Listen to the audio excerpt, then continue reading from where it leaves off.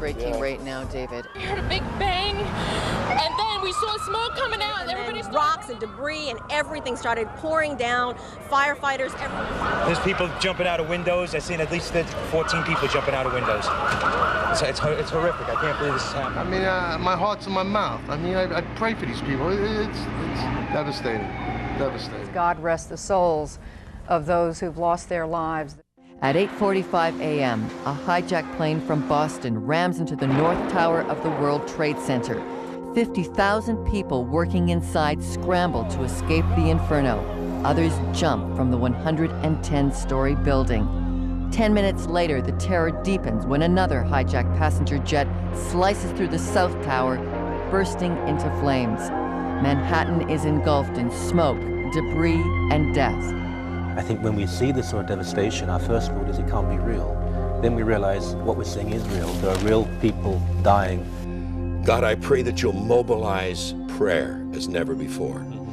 I pray that this will be a call to national repentance in the United States, but also here in this country of Canada. 12-meter tsunami waves devastated much of Sri Lanka's coastline. I was drowning in the water, and all I kept thinking was, I have to get out. An entire region, home to hundreds of thousands, almost literally wiped off the face of the earth. This was Canada's response. A national memorial service in a darkened hockey arena brought government officials, families of the Canadian victims, and strangers together seeking comfort in an uncertain time. It was a sense of hope that brought many to Parliament Hill hours later for a more intimate gathering of prayer. It's just a real privilege to be here, praying with other people who agree, just to bless those countries that have been involved. Katrina remains a very dangerous storm. An endless sea of devastation stretches for miles across the Mississippi River coastal region. From Louisiana to Alabama, a destructive patchwork of Katrina's impact. In New Orleans, authorities say as much as 80% of the city could be underwater. Emergency crews tried to rescue the stranded and the scared in the Big Easy. The United States Coast Guard just pulled this man off the roof. The storm washed away communities, demolished infrastructures, and even shredded the top layer of the roof of the Louisiana Superdome, which sheltered thousands. We are very proud and blessed by you folks coming in here, setting this facility up. The way I understand, they're feeding close to 3,000 people a day at this location. I'd like to say thank you, and thank you, sir, for being with us, and all these volunteer workers that's working this site. It was news that shocked the nation. 4 RCMP officers gunned down in an ambush near the small Alberta town of Mayerthorpe. As the nation grieved, dignitaries, politicians, and officers from Canada and the world arrived in Edmonton for a moving national memorial. And in that dark moment, one man's declaration of faith was unforgettable. Right now I've got a depth of understanding what pain is that I've never had before, and the Christian hope is not abstract. It's as real as it could ever get.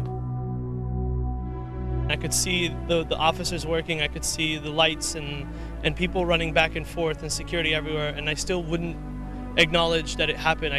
It wouldn't sink in.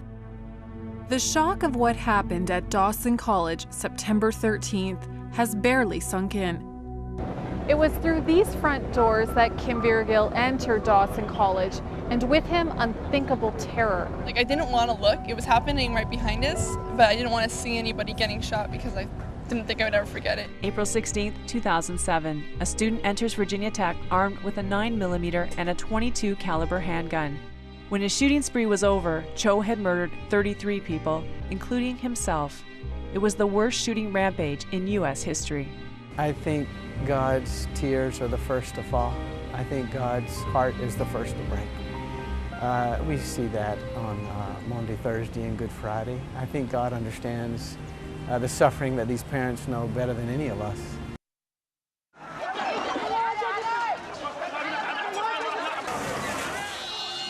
These are the images we're used to seeing of Iraq.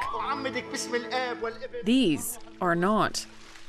They're images of what could be one of the biggest untold stories. A church that is growing in one of the harshest possible climates. Kidnappings, suicide bombs, and death threats are a daily reality for the country's minority Christians. We've been conditioned by media to write Iraq off and say there's nothing good happening here, and we have no awareness that this may be a door that God is opening to the whole world. I'm standing on the front lines of the developmental fight in Afghanistan. And for Health Partners International to be able to partner with us and provide over a 2-year period, gosh, somewhere between $2.5 and $3 million worth of medicine is incredible. Capacity building, the idea of giving Afghans the tools to rebuild their own country, and the key to winning the developmental war. It's wonderful to be here. It's part of HPIC's strategy for Afghanistan. They are investing $3 million more in Cure Hospital over the next 2 years. And as they see the vital signs here, and they are good, there's a push to do more, to bring back life to this war-torn place. Following the global stock market has been a tumultuous ride since the fall of 2008, and no one is sure when it will officially be in recovery. For those with investments and retirement savings, the news has been anything but good. So what set off the upheaval? Every single index is down, actually. Thomas Caldwell, chairman of Caldwell Financial Limited, says the turbulence in the economy has been caused by a perfect storm of human, governmental, and regulatory failings all occurring at the same time. These are tough times. You can't discount it. People are losing their jobs. You have tremendous curtailment in the economy. Usually you can have a financial crisis. It can stay isolated, as in the market crash of 1987. This is not only financial, it is Main Street or real economy type of, and they're ping-ponging off of each other. It's almost inescapable. The impact of climate change is everywhere you turn, a new story, a new statistic. The world's #1 producer of the greenhouse gases. Glaciers like these are shrinking. And with each passing day, the voices are getting louder and more urgent. Region that's rapidly changing. Responsible for global warming. Soaring to over 320. It seems environmentalism